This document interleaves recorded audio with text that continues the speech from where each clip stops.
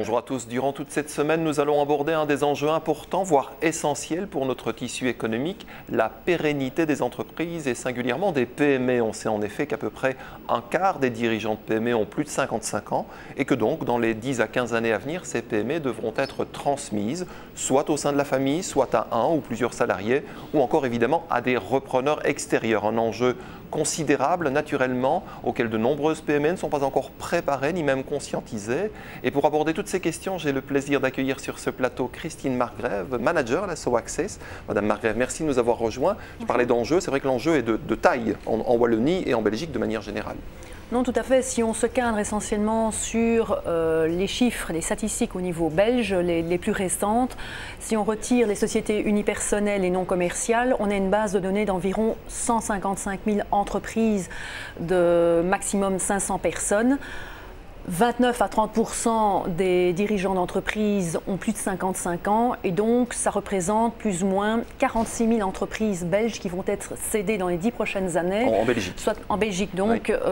Environ 440 000 emplois, donc l'enjeu est considérable. Oui. Si on regarde la Wallonie, donc environ un tiers des chiffres, on en revient à 15 000 entreprises à céder dans les 10 ans à venir. Donc c'est clair que comme le tissu économique wallon et belge est essentiellement constitué de PME et de TPE... De là, le rôle de la So Access qui est évidemment important en la matière. Non, tout à fait. La So Access, donc filiale à 100% de la So Alfin, donc la société wallonne de financement des PME en Wallonie, a sur base des constats, donc non seulement du vieillissement de la population, mais également la difficulté pour certains entrepreneurs de trouver une contrepartie et donc une volonté de fluidifier, de donner plus de transparence au marché de la transmission. On parle des PME, donc des valorisations qui vont jusqu'à maximum 5-6 millions d'euros. Il y a eu donc le lancement de cette plateforme, on va dire, dans un premier temps, mais également une volonté de sensibiliser en amont les cédants ou les repreneurs pour s'assurer qu'ils soient accompagnés par des professionnels de la transmission pour faciliter évidemment leur démarche et professionnaliser également le secteur. Parce que effectivement, un candidat cédant, si j'ose dire, est conscient de ça. Et donc, il met les choses en place. Et donc, effectivement, la plateforme de matching, de mise en relation en cédant-acquéreur existe chez vous. Mais aussi, on doit le conscientiser. Alors, j'imagine que vous n'êtes pas le seul acteur sur le marché de la transmission des PME. Non, il y a des cabinets de cession-acquisition, il y a des banques, etc. Comment est-ce que vous articulez votre fonction, en quelque sorte? Il faut bien distinguer notre rôle du rôle des privés. Donc, si on n'aurait pas réussi d'emblée à les fidéliser, à les fédérer autour de cette plateforme, si dès le départ, on n'avait pas clairement cadenassé le rôle de la So Access. On n'empiète pas du tout sur le rôle et sur les plates-bandes, on va dire, des privés. On intervient beaucoup plus en amont de la démarche en sensibilisant sur le terrain les cédants et les repreneurs, en identifiant les besoins en amont et ensuite on les oriente vers des professionnels de la transmission. Ensuite, nous aidons ces professionnels de la transmission à trouver des contreparties. Donc on a un rôle de facilitateur pour les aider à boucler un deal, une transmission en cherchant activement des contreparties.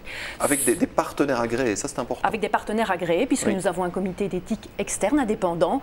Le conseil d'administration de la So Access s'engage à respecter l'avis qui est donné lors de toute demande d'agrément. Et il y a également un monitoring qui est assuré, parce que s'il y a des professions réglementées sur le marché de la transmission d'entreprise, il y en a qui ne le sont pas non plus. Donc il est clair qu'il faut assurer un service professionnel.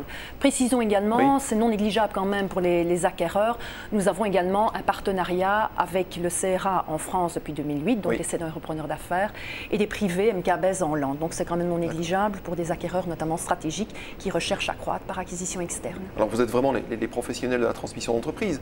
Donc je suis assez à l'aise pour vous poser la question de savoir quels sont les problèmes finalement, les difficultés majeures auxquelles un candidat cédant, plus ou moins conscient de la nécessité de céder, est confronté. Il y a pas mal de petits ou gros soucis qui peuvent intervenir en amont de la procédure. Sachez ici, comme on est dans le créneau des PME, l'émotionnel joue beaucoup, le facteur humain. Donc il faut d'abord s'assurer, aussi bien la So Access que le conseiller qui va l'accompagner, qu'il soit clairement intrinsèquement vendeur et qu'il en ait parlé notamment à son entourage, à sa famille. Ensuite, qu'il l'ait suffisamment délégué en amont, donc toutes les tâches clés pour ne pas évidemment que la société perde du jour au lendemain toute sa valeur.